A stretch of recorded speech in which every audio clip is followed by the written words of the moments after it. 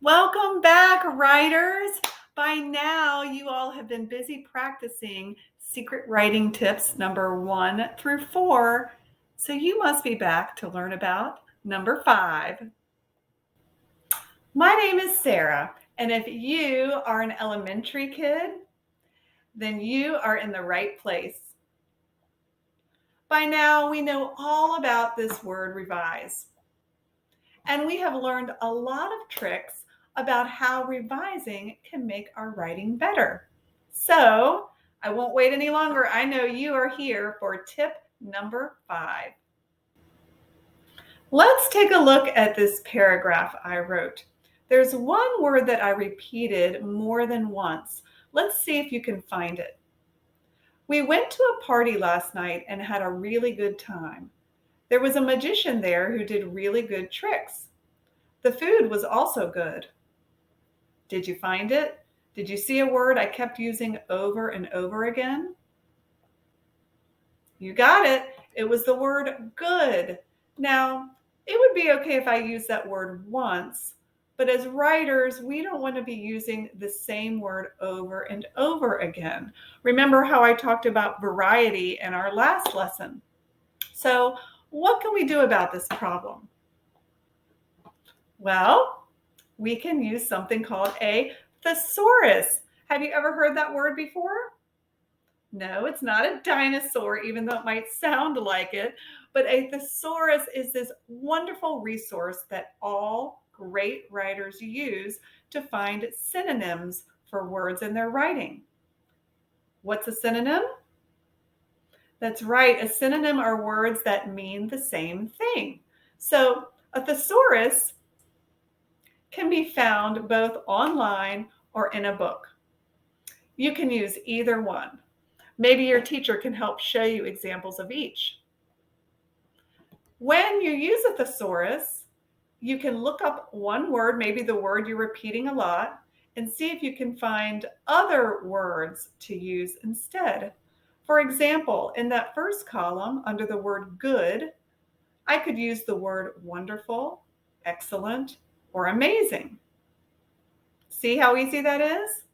So a thesaurus can be very helpful for writers when they're trying to mix up their words.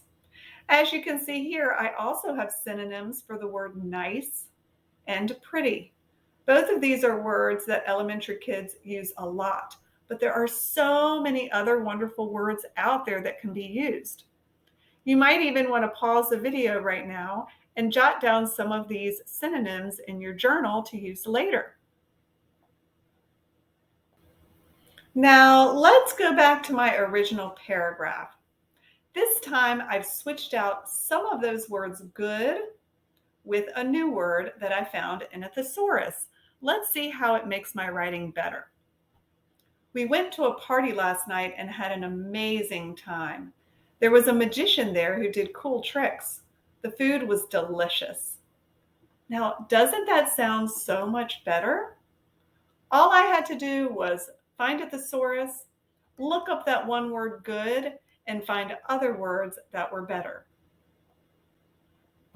Now, you give it a try. I have a paragraph here I'm going to read to you.